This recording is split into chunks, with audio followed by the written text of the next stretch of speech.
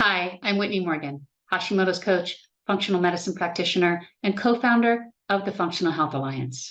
Most clients come to me looking for clarification regarding what foods to eat and what foods to avoid. While each client is unique and requires a customized nutritional template, there are three foods that almost everyone with a thyroid issue should avoid. So in today's video, I'm going to reveal which three foods I'm talking about, why you should avoid them, and how you can test your sensitivity for each one. But before we jump into it, go ahead and hit that subscribe button and the little bell next to it so you'll get notified every time I post a new video. I've worked with dozens of women with hypothyroidism and Hashimoto's. And when we run advanced food sensitivity tests, almost 100% of my clients wind up being sensitive to one or more of three foods. And these foods are wheat, corn, and cow dairy. I have dubbed these foods the unholy trinity of cross-reactivity. So let me explain what that means. If you've been following me for a while, you've probably heard me talk about cross-reactivity, meaning there are a handful of different foods that are not gluten-containing foods, but that have such a similar protein structure to gluten and wheat that the immune system can make a mistake. Basically, tagging these non-gluten foods as if they are gluten or wheat. The short list of all the foods that cross-react with wheat and gluten are corn, cow dairy, millet, rice, yeast, meaning baker's yeast and brewer's yeast, and oats. So if you're wheat and gluten sensitive, the best practice is to avoid all of those foods, particularly if you're not going to do any specialized food sensitivity testing on yourself. Though you may not have developed a cross-reactive sensitivity to all of those foods, if you're not going to test, you kind of have to assume the worst.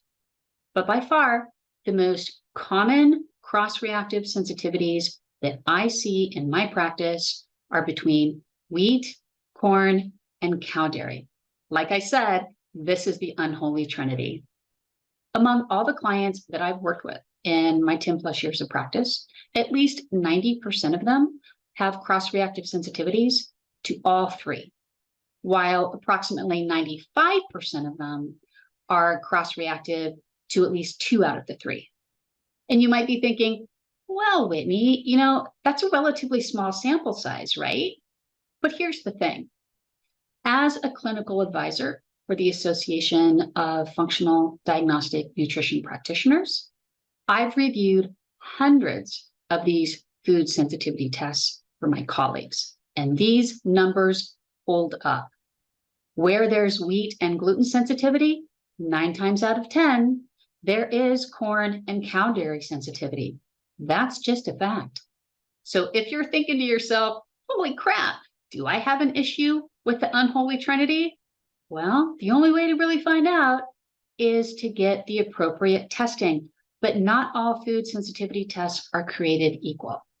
In my practice, I use what's called food zoomer testing from Vibrant Wellness Labs.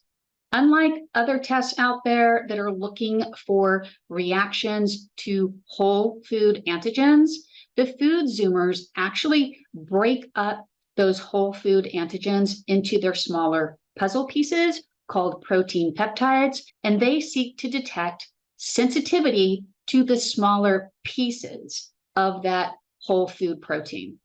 These are called peptide-based food tests. And in my opinion, they are the gold standard when it comes to wheat and gluten sensitivity and trying to figure out if you have any cross-reactive issues. So to be more specific, if you're ready to get this testing done, the zoomers that you'll need to run are the wheat zoomer, the corn zoomer, and the dairy zoomer. If you want to get the data that's specific to you, you need to run all three. But at the very least, start with the wheat zoomer. And then once you get the results for the wheat zoomer, you can proceed from there. So are you thinking that you might be ready to see if you need to eliminate the unholy trinity from your life? Well, you can get the ball rolling with my new Gut Health Groundwork Program. It includes 1 lab, and the Wheat Zoomer is one of those choices that you have, 3 coaching sessions, a custom gut healing protocol, and unlimited messaging with me. And because you've watched this video, you can get $50 off the program price at checkout when you use the coupon code YT50. That stands for YouTube 50. That's a capital Y, capital T, 50. I'll drop the link for the program in the video notes. Thanks for watching. If you found this video helpful, you can let me know by liking it, subscribing to my channel, or sharing the video with a friend who has thyroid issues. And if you have questions, just drop them for me in the comments. I really do try my best to answer each one. All right, see you next time. Bye.